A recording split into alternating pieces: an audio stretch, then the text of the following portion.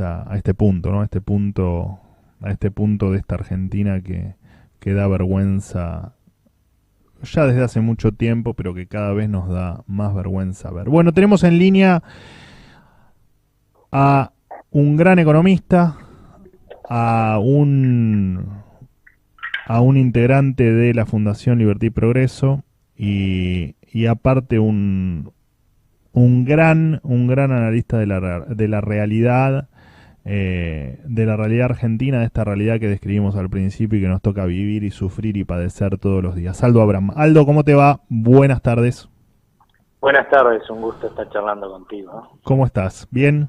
Bien, bien, bien. Bueno, me alegro. Gracias por atenderme, Aldo. Aldo, bueno, en principio necesito que te tomes algún minutito para hacerme una foto de en dónde estamos, ¿no? Porque vos sabés que lo que viene pasando esta última semana, o desde que en tal caso se anunció la fórmula Fernández-Fernández, es que la gente notó en la calle que al menos algunas variables que la gente maneja en el todos los días, como el dólar, de repente, bueno, es variable que se dejó de hablar, ¿no? Variable que está tranquila, está, si se quiere, como digo yo, tal vez en el ojo de un huracán, pero que para la gente le dio la sensación como que el anuncio de la fórmula calmó un poco la realidad de esta volatilidad que veníamos viviendo. Contame un poquito cómo lo ves vos. No, yo la verdad es que lo que veo es que esta calma viene desde hace mucho más atrás, ¿no? Desde abril, fundamentalmente, creo que tiene mucho que ver con los cambios que implementó de política monetaria el Banco Central, que tenía algunos errores, de hecho tiene hoy algunos errores el programa de política monetaria que se lanzó en octubre, pero bueno, algunos de estos que no prevían la posibilidad de que la demanda de pesos pudiera bajar en la Argentina, ¿no? Cuando justamente si hay algo que caracteriza a la Argentina es la volatilidad que tiene su demanda de pesos, fueron corregidos, ¿no? Y eso creo que es lo que está trayendo cierta tranquilidad, y yo esperaba realmente que se mantuviera hasta mediados de año, a menos que hubiera una hecatombe afuera o algo, se quebrara el gobierno acá, pasara algo demasiado grave, y la verdad es que eso no ha pasado. De hecho, mucho de lo que hemos visto de volatilidad en las últimas jornadas, suba el tipo de cambio, simplemente están replicando con un poco más de fuerza, pero eso es lógico porque la Argentina es un país de altísimo riesgo, lo que pasa afuera. O sea, lamentablemente afuera Trump le declara la guerra a alguien y todas las monedas pierden valor del resto del mundo, los mercados se caen. Obviamente acá también pasa mucho más fuertemente, de golpe le declara la paz y vuelve la certidumbre a subir en el mundo, y también pasa que nosotros nos recuperamos un poco más que los otros, pero vamos siguiendo al mundo. Yo creo que la realidad de la incertidumbre electoral que va a vivir la Argentina la vamos a ver más en la medida que nos acerquemos a las PASO, empecemos a depender mucho más de las encuestas, pero no creo además que con la fórmula que se lanzó haya cambiado mucho la información que tenemos los argentinos, incluso los extranjeros, al respecto de evaluar hoy el verdadero riesgo de las elecciones. Por eso creo que no tuvo gran impacto, ¿no? Ahora, de todas maneras... Más allá de que yo con ese análisis pueda coincidir o no, pero es lo que uno observa que ha sido la sensación generalizada. Es como que se descontaba que Cristina se iba a presentar, lo único que pasó es que se presenta, porque todavía quizás no se ha logrado evaluar contundentemente si es más riesgoso que se presente como presidente o vicepresidente. En mi caso yo creo que esta fórmula es más riesgosa para la Argentina en todo caso que lo que era la otra, pero reconozco que soy minoría, así que sí, diga... tal cual, pero además además el mercado como siempre lee hacia adelante, y por supuesto que si Cristina va como presidenta, como vice, en definitiva no hace la cosa. En tal caso dependerá de cómo empiecen a surgir las encuestas y en definitiva hasta el el 22 de junio que cierran las listas. La verdad es que en la Argentina nadie está seguro de nada, ¿no? Es un poco eso también. Ahora, te rescato una frase o un tip que dejaste entrever, que dijiste que vos esperabas relativa calma cambiaria hasta mitad de año. Evidentemente ves que vamos a tener una segunda parte de un segundo semestre complicado. Lo que me gustaría saber es si lo relacionás más o si en tus análisis le echás la culpa a esa volatilidad que se viene o a esos problemas que se van a acrecentar en el segundo semestre a lo que se llamó riesgo político, o realmente hay una inconsistencia tan grande que va a hacer que el gobierno no pueda sostener las variables al menos hasta las elecciones, ¿no? No, no creo que sea una cuestión de política económica. Yo creo que la verdad es que el gobierno hoy, de muchas de las demandas que se le hacen, no puede hacer nada, porque hoy la economía está dependiendo de la política. Y es lógico que sea así, porque imagínate que tanto argentinos como extranjeros no tenemos ni idea de si el capitán que se siente en el sillón de Rivadavia nos va a llevar a hacer una economía bolivariana, un país bolivariano, o si nos va a llevar, o nos quiere llevar a ser un país normal. Y si después si nos quiere llevar a ser un país normal, dependiendo de quién esté, que sepa hacerlo o no. Con esa tremenda incertidumbre, vos le estás pidiendo a la gente que confíe sus ahorros a la Argentina y va a ser muy complicado. Yo lo que veo es que en la medida que nos vayamos acercando a las elecciones, dependiendo de cómo ven las encuestas, lo que vamos a ver es que la fuga de capitales va a ser cada vez más fuerte, sí o sí, pero si se dan ciertos resultados en las encuestas que dicen que nos vamos hacia Venezuela, por ponerlo en sencillo, en el barco, y va a ser tremendamente duro. Y va a ser tremendamente duro lo otro que hacemos los argentinos, ¿no? Cada vez que vemos que el panorama futuro se ennegrece, que la percepción de riesgo es muy alta, lo que hacemos primero que nada es sacarnos los pesos de encima, porque si hay algo que pierde valor cuando las cosas se complican en la Argentina es el peso, lo que más pierde valor siempre, con lo cual evidentemente es lo primero que nos sacamos de encima, con lo cual creo que tenemos garantizada una corrida cambiaria en el segundo semestre, y es ahí donde yo te decía hace un rato que para mí no está completamente resuelto esto que percibió el Banco Central en los meses de febrero y marzo, cuando por razones estacionales mayormente se cayó la demanda de pesos, y se vio que no podía intervenir compró como 951 millones de dólares en enero y no podía intervenir para sacar los pesos que había emitido para comprarlos. ¿Por qué? Por el mal diseño que tenía el programa. Bueno, y tuvimos presiones de cambiaria, gente con miedo. La verdad, eso no tenía ningún sentido, y hoy se habilitó esa posibilidad de intervenir dentro de la banda ante movimientos fuertes. No hay ningún motivo por el cual el Banco Central tenga que permitir que la gente entre en pánico con respecto al peso. También es cierto que empezaron a entender un poquito más que si se daban esos movimientos con nada, porque era estacional nada más, claro. Imagínate el día que llegara al techo de la banda, después de recorrer 20-30% el dólar en unas semanas, la gente ahí va a estar al borde del pánico seguro, sacándose peso de encima, y ellos habían prometido que iban a sacar ya 150 millones de dólares por día peso. Yo les di, la primera vez que me reuní con ellos, apenas lanzaron el plan, les dije eso no va a funcionar, se los van a llevar puestos, van a vender cualquier cantidad de dólares, como hizo Federico Sturzenegger, y no van a parar la corrida. Y bueno, ahora por ejemplo, porque vieron que eso, les dije lo que iba a pasar en febrero y marzo, vieron que realmente pasó, se habilitaron hasta 250 millones de dólares, que yo creo que les da más probabilidades de éxito, pero yo creo que no es suficiente. Para parar una corrida a los argentinos les tenés que demostrar que vas a mantener el valor del peso, si no, porque me voy a quedar con los pesos. Sí, aparte el argentino es capaz de no comer y salir a comprar dólares, porque el argentino está... No tiene la culpa el argentino, ¿no? Tiene la culpa lo que nos han hecho vivir durante tantas décadas. Estamos absolutamente de acuerdo, y es tal cual. Pues a veces dicen, bueno, sí, pero los argentinos son no son patriotas. No son patriotas. Yo Son soy patriotas con uno Ahora, mismo.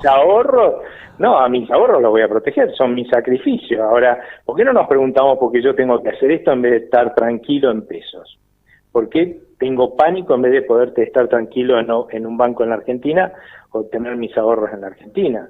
¿Quién fue el que no fue patriota? El que no fue patriota en todo caso fue el que hizo todos estos desastres, la dirigencia política y los economistas que hicieron todos los desastres, como para que hoy yo me tenga que ver obligado, porque obviamente a veces es todo un trámite hacer estos cambios, ¿sí? de cartera o de ahorro, en lugar de tener los ahorros, porque tengo justo derecho a tener miedo, porque pueden volverse a repetir esas macanas, ¿no es cierto? Entonces, es ahí donde la verdad que a los tenedores de peso que se los estafó a más no poder desde hace décadas, está más que justificado que tengan miedo. Y lo que van a exigir es, dado como está armado hoy, no lo hubiera armado así este programa, pero que, bueno, por lo menos defenderme el valor del peso cuando llegue al techo de la banda, porque eso es lo que quiere decir. El techo de la banda es la inversa del valor del peso. O sea, a ese va a ser el piso ante que vas a dejar caer el peso y bueno, y para eso la verdad es que el Banco Central lo que tiene que estar dispuesto allí, cuando toque ese piso del peso, es decirle a la gente, miren, tráiganme todos los pesos que no quieren, en este momento yo se los voy a cambiar ese tipo de cambio, se los voy a comprar con dólares y sostener ese valor del peso. Estoy seguro que con eso van a vender menos reservas incluso. Ahora, y tienen más chance. No garantía, porque acá nadie te puede garantizar lamentablemente nada, porque la verdad que la credibilidad del Banco Central, nos guste o no, hoy está muy cascoteada, ¿no? Sí, seguro. Ahora vos me hablás mucho siempre de lo que le pasa a la gente, ¿no? En definitiva, ¿qué es lo que hablamos todo, no? Digamos, tenés miedo, vas a comprar dólares, tenés miedo, votás a cuál o a tal otro para que esto no sea Venezuela o que esto no empeore. Ahora, cuando vos ves dos fotos, ves la foto de diciembre de 2015 y ves la foto de hoy, mucha gente te dice, bueno, pará, porque en realidad lo que vos me decís con que nos íbamos a Venezuela, y la verdad que yo tenía una inflación en vez del 50, tenía una inflación del 30, la verdad que tenía un dólar que con cepo y todo, un dólar que estaba controlado, yo podía viajar barato si me sobraba algún peso, digo, el nivel de pobreza estaba 3, 4 puntos por debajo de lo que está hoy. Y los que ven la foto de hoy te dicen, mira, la verdad que estamos, cuando ves las variables en frío, la verdad que estamos mal, pero bueno, hemos hecho muchas cosas, hemos hecho el laburo sucio que nadie se hubiese animado a hacer. ¿Cuál es la verdad, no? Digamos, ¿alguna de las dos fotos sirve? ¿Hay que buscar otra foto? ¿Qué pensás de los que están en esa confusión, o para mí es una confusión, de creer que hace 3 años estaban muchísimo mejor, ¿no? Si vos mirás los números fríos de la economía, en el 2015 estabas mejor que hoy, eso no cabe la menor duda. Lo que tenés que preguntarte es por qué pasó lo que pasó.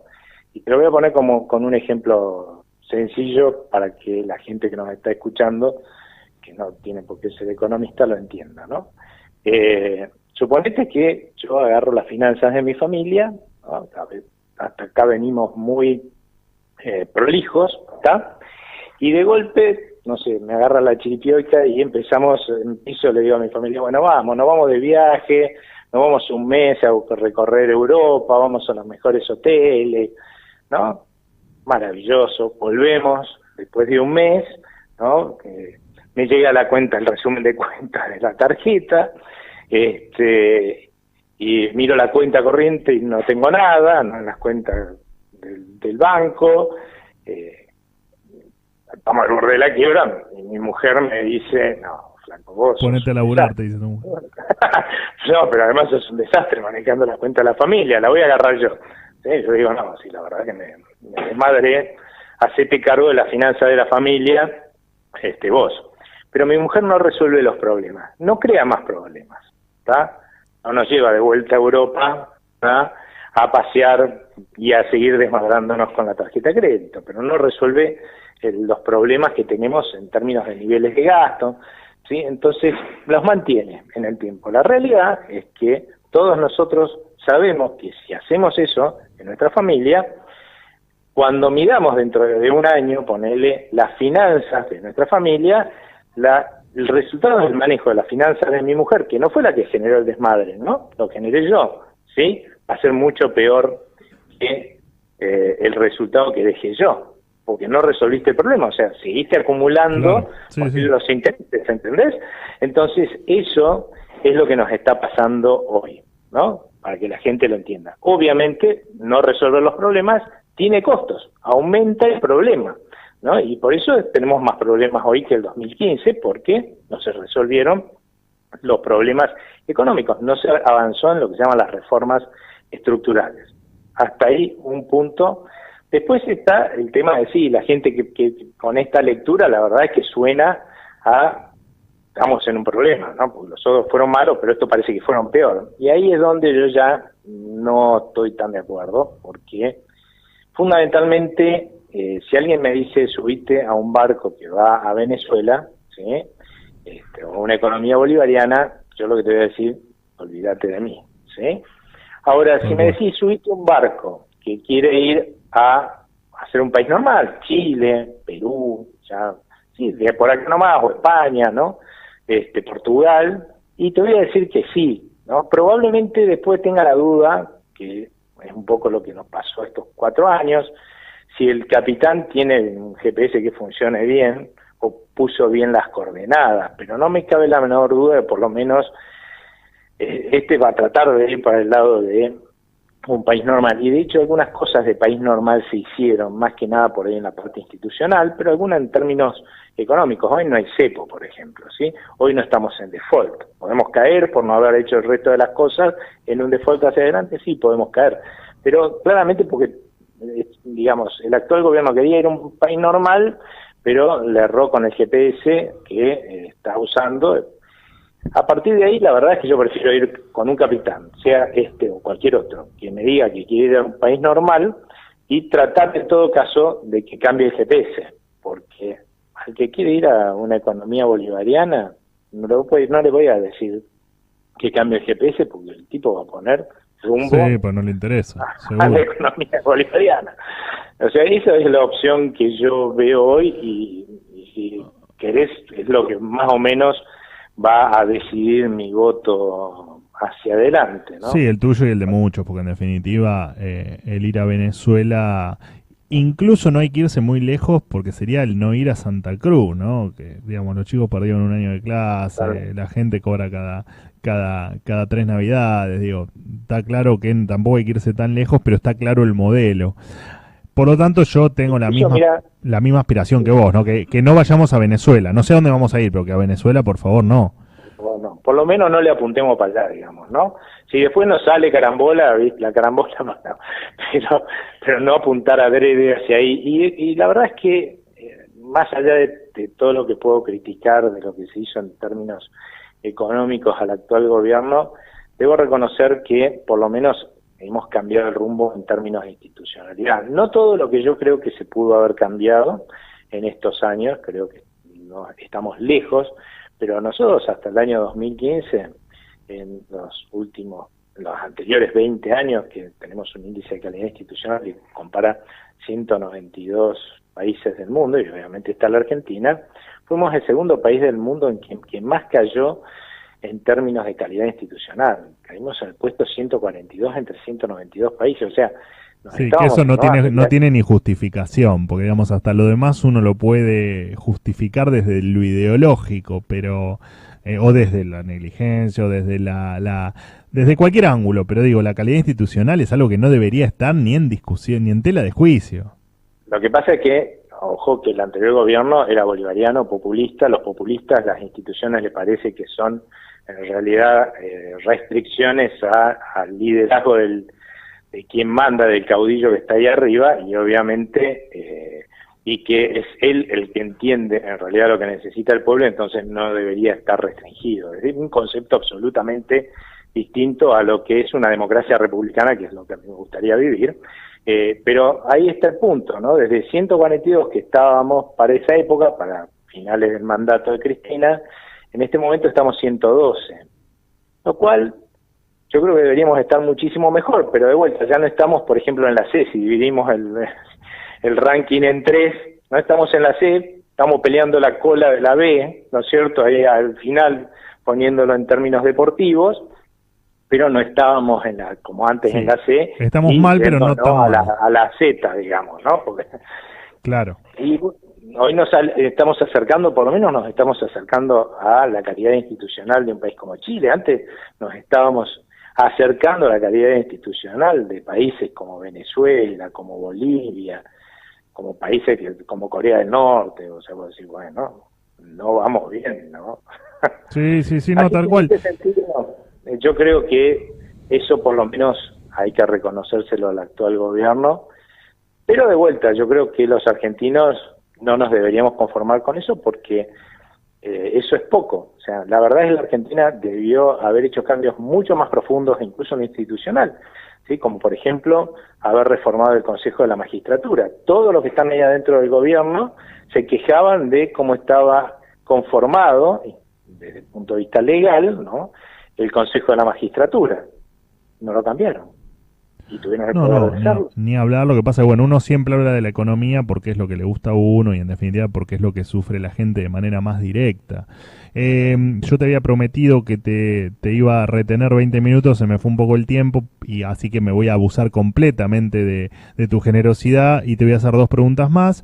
Una es con respecto a Fundación Libertad y Progreso, que lo hablamos al final, y la otra sí me gustaría saber en esta idea de que el año que viene o el otro termina de reventar todo por default o por inflación, hiperinflación o por, bueno, todas si se quiere, las proyecciones que hay negativas sobre la economía argentina. Me gustaría saber dos o tres cuestiones que habría que prestarle atención el año que viene o dos o tres reformas estructurales que considerás que hay que hacerlas ya y en carácter de urgente.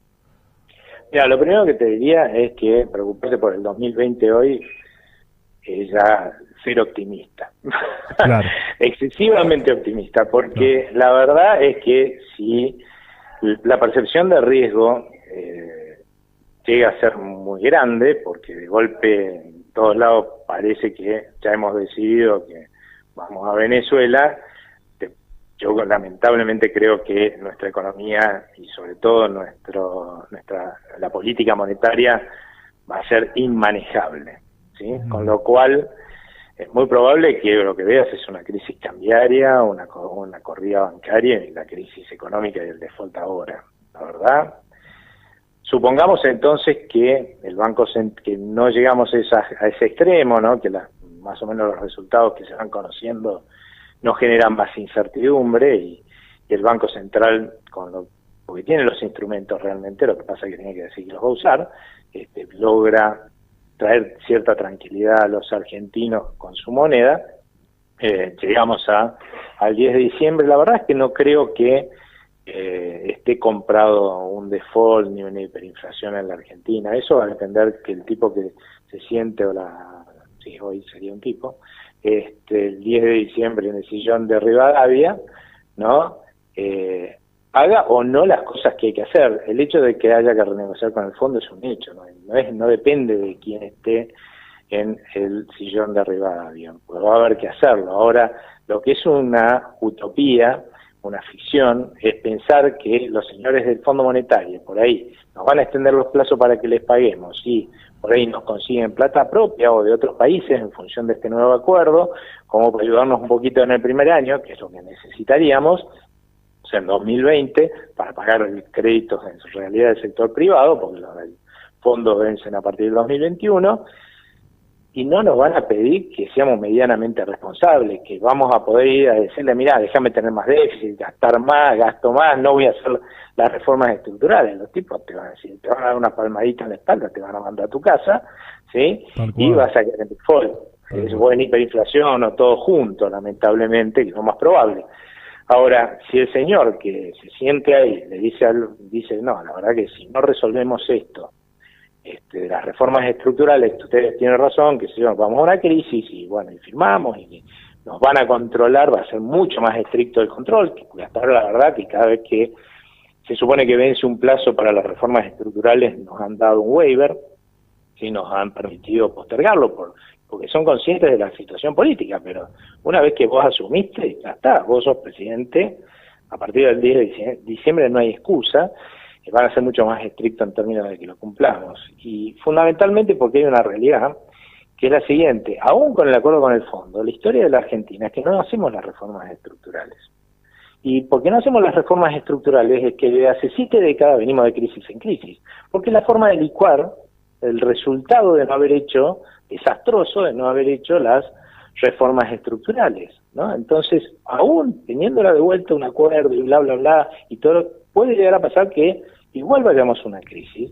Así que, ¿de quién va a depender más que nada? Yo creo que de los argentinos, de que presionemos fuertemente a nuestro gobierno para que haga las cosas, al que sea que esté, para que haga las cosas que tiene que hacer, ¿no? Porque si no, igual vamos a tener una crisis con Fondo Monetario, no. De hecho, por eso tiene tan mala imagen el fondo acá, porque nunca logró que nosotros cumplamos lo que nos comprometimos a hacer dentro de los acuerdos, y caímos en crisis a pesar de tener acuerdos. No, de hecho lo seguimos. Igual no está mal. De hecho seguimos cuestionando al fondo porque nos da indicaciones.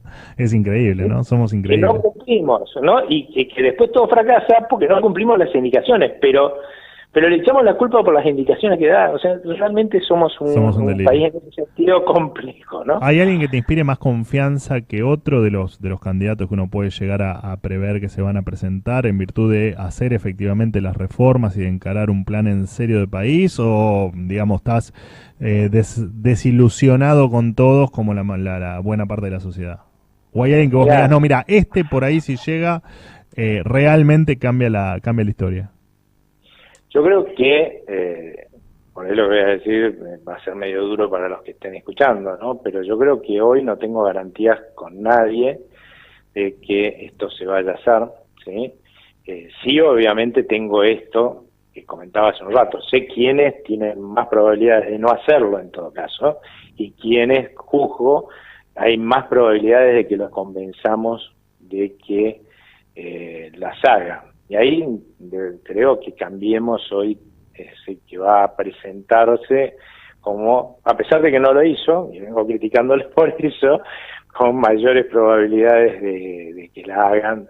Yo creo que por lo menos de los que hoy parecen que pueden ser presidentes, porque después nos podemos poner a evaluar otros candidatos que no tienen ninguna chance y no tienen ningún sentido, ¿no? Pero de los que pueden ser presidentes, creo que es el que está más cerca de que se lo pueda convencer a la gente de Cambiemos de que cambie el GPS. Me parece mucho más fácil. A los otros hay que hasta convencerlos de que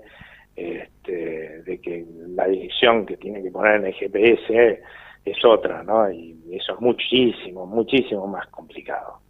No, ni hablar. Aldo, contame, como para cerrar, contame un poquito Libertad y Progreso, contame un poquito del libro que están presentando en estos días.